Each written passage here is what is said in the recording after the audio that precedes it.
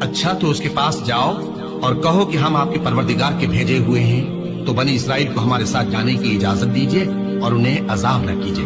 ہم آپ کے پاس آپ کے پروردگار کی طرف سے نشانی لے کر آئے ہیں، اور جو ہدایت کی بات مانے اس کو سلامتی ہو۔ ہماری طرف یہ وحی آئی ہے کہ جو جھٹلائے اور منہ پھیرے اس کے لیے عذاب تیار ہے۔ غرض موسیٰ اور ہارون فرعون کے پاس گئے، اس نے کہا کہ موسیٰ تمہارا پروردگار کون ہے؟ کہا کہ ہمارا پروردگار وہ ہے جس نے ہر چیز کو اس کی شکل و صورت بخشی، پھر راہ دکھائی۔